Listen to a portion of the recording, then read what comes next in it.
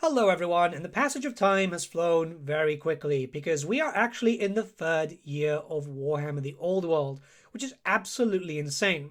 It only feels like just yesterday those boxes came out and our favorite setting was reborn once again, but in a earlier timeline. Now, with the upcoming release of the next edition for 40k, it's safe to assume that Games Workshop might be staying on the 3-year edition cycle, which I personally don't agree with. I do believe that since we have so many major settings, it should be 4 years or even 5, but hey, if we do end up with that, that means that next year we should see another edition for the Old World. And now, it's not entirely known if we're going to be seeing that or not, but I do want to put out those feelers just in case, and talk about what I personally would love to see in another edition. So first up, we're going to start off with a narrative. The problem is, Warhammer the Old World has had no real push for narrative at all.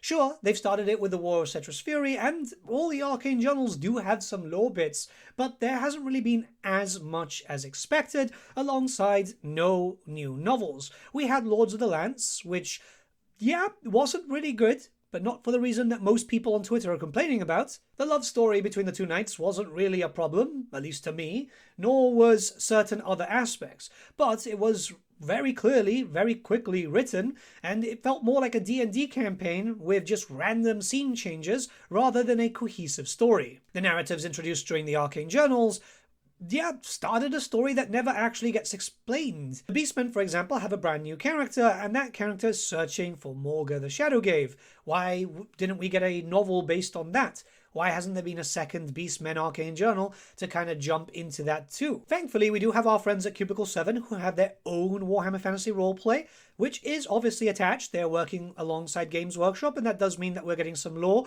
but that setting for the roleplay has only just started, so it's going to take a while until the narrative builds up. We have so many active factions. Getting more information on the story would be great, especially as we build up to the eventual Great War Against Chaos. They've started hinting that that's going to be starting, especially in the cafe books, but even then, in the cafe books, a lot of that lore is just repeated throughout the same 3 books. What I'd love to see is a brand new rulebook without any fluff in it. So just a rulebook with the rules and written in a more cohesive way. Of course, things have drastically changed over the years thanks to the FAQ system, and I think that Warhammer the Old World is fantastic with all its changes, even the magic changes.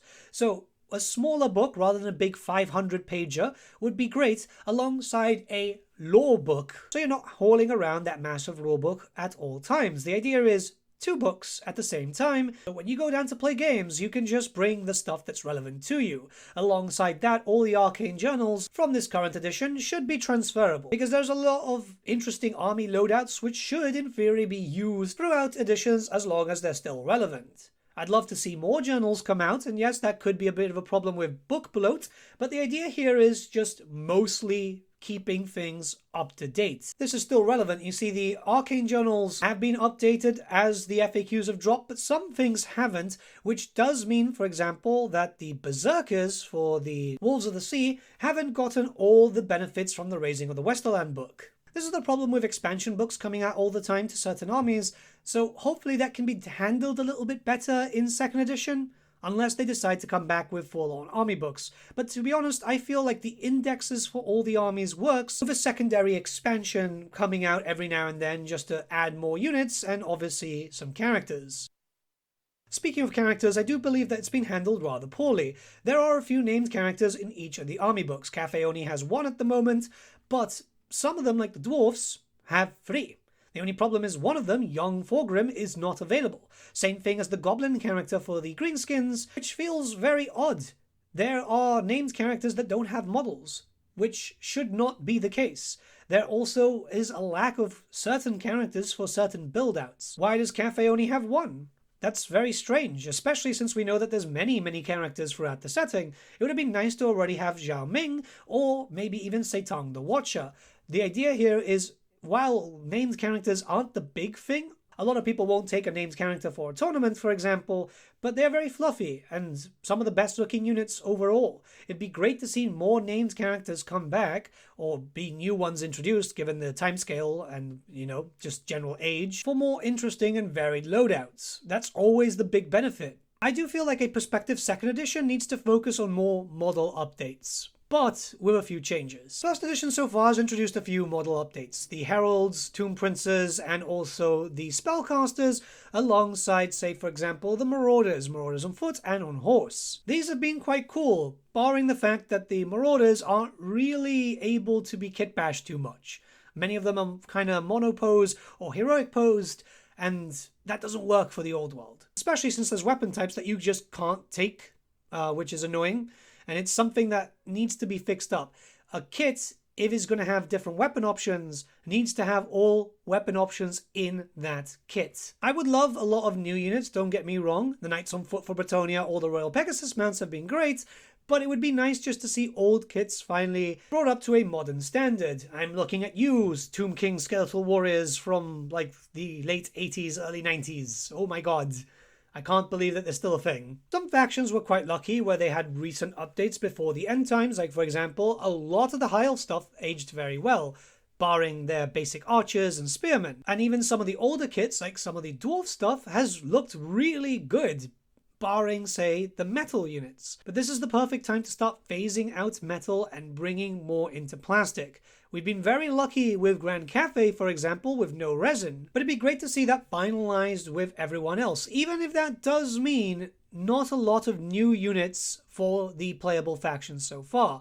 I know some people might not agree with me there, but I think it's about time to get modern takes on a lot of stuff. I've seen a lot of people complaining that they don't want to jump into the old world because it's old models, and I can kind of sympathize. It's not a problem for me because I grew up with those minis, but newer players would like more modern kits. It is about time that we start looking towards Kislev. Kislev was announced pretty much at the same time as Grand Cafe during the build-up of Warhammer 3. Total War has released Kislev to a pretty good standard, at least nowadays, and I think a lot of people are clamoring for those models, myself included. I'd love to finally paint up a full Kislev army, as there was Kislev representation back in Warhammer Fantasy, but that was during the days of the 6th edition detachment, so it wasn't even a full army. Those models are cool, but it's not what we want. We want a full plastic army, bear riders, bear chariots, and all the rest, and just have some fun with it. It's about time the Creative Assembly start looking towards new factions for the tabletop in general. Cafe is cool, and I think it's been popular, barring the last wave. Doesn't seem like a lot sold out. But I do believe it's because, one, the releases were really spread out, and two, like, let's be fair, releasing a brand new wave of troops after a heavy nerf can kind of, yeah, it can kind of put you off, right? I still like Cafe, and I'm building up my other Cafeans, but it's not the perfect time to do that. There were a lot of rumors going around for Kislev and also for the Southern Kingdoms. As you might be aware, in the main rulebook, the Southern Realms were mentioned as the Southern Kingdoms. Stuff like that would be cool. It's about time that we started seeing the old world expand and bring in new factions that everyone's been asking for during the birth and life of Warhammer Fantasy. Old world is now the time to correct all those wrongs where we frankly got ignored for a decent amount of time. Of course, we can't end this video without talking about legacy factions. Legacy factions are in a very weird spot. They're not really getting updates anymore, and most people are relying on fan-made supplements, which, yeah, as good as they may be, they're not really the official thing. And the fact of the matter is, it shouldn't be a thing. We shouldn't have Legends armies for factions that are active in that world. While I understand that a lot of those factions aren't really active at that period until later on, it's still something that needs to be talked about. The Dark Elves, for example, will start to get active fairly soon. Demons and Skaven will become more and more active. Ogres should be seen a lot more, considering that we have Grand Cafe and the Mountains of Morn are literally the border for Cafe. I spoke about this in a video prior, but it's about time that we start seeing them gearing up to return them slowly but surely. A small journal here and there, bringing back the Dark Elves, another one allowing for Ogres to be more active, especially as those factions are slowly getting either completely updated for the Age of Sigmar or axed altogether. It works for Age of Sigmar or 40k because, yeah, the universes are incredibly large, but the Warhammer Fantasy universe and the Old World universe, because it's the same thing, is one planet. You can't avoid Dark Elves. You can't avoid Ogres. You can't avoid the Vampire Counts. The Vampire Counts will have a story point at some point. They've been hinted on the world map. Like I said previously, Start on the Vampires and the Dark Elves, a Corsair list, and maybe the Fall of Musalon, and then expand from there. But it will help.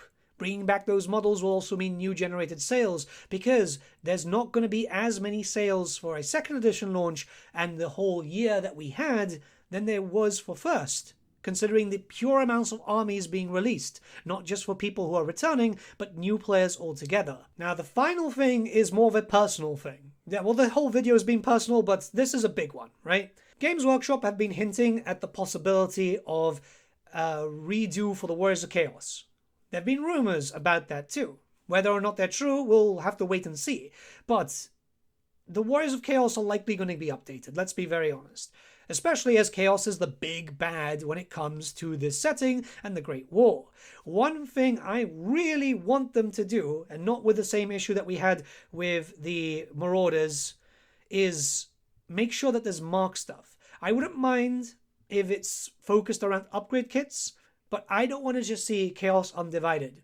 I don't want to see build these guys up and paint them a different color. I want to see an upgrade box for each of the marks, if that is needed, which I think is really needed, to give you helmets for Khorne, helmets for Tzeentch, helmets for Sinesh, helmets for Nurgle. Alongside that, of course, weapons, shields, certain armor plates that you can put on like shoulders, just in case these new Chaos Warriors, if they do end up becoming a thing, have, you know, shoulders that you can place on. I want to see mono god armies. I want to see mono god champions. I want to see the return of stuff like the Hellstriders and of course the Skull Crushers, iconic units from Warhammer Fantasy that were taken to Age of Sigmar, and we've yet to see them in the old world. There are mono god forces for Age of Sigmar, there are mono god forces for 40k, and technically for 30k, but I guess that's going to be expanded upon, who knows. But I want to see that for the old world.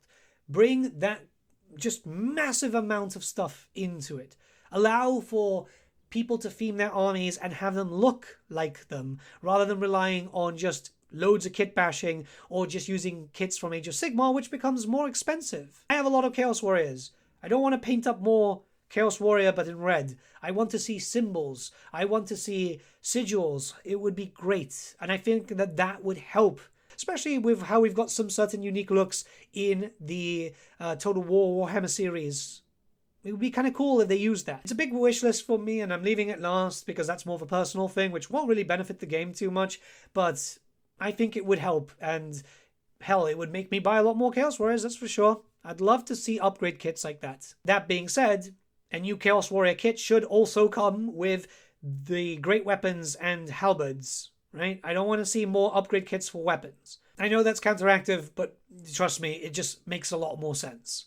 But with all that being said, let me know what your thoughts are in the comments below. Let's start a bit of a discussion. I hope I didn't sound too negative about the 1st edition. I love it. I really do. But it can be better. And you want things to improve, right? That's like the big thing for me. I just hope that things just keep going as well as they're going now, because it's been improving with every FAQ, and we've been getting loads of new stuff. And I want to see this last as long as possible. No second-hand times for us. But yeah, have a great day, guys. I'll see you all again very, very soon.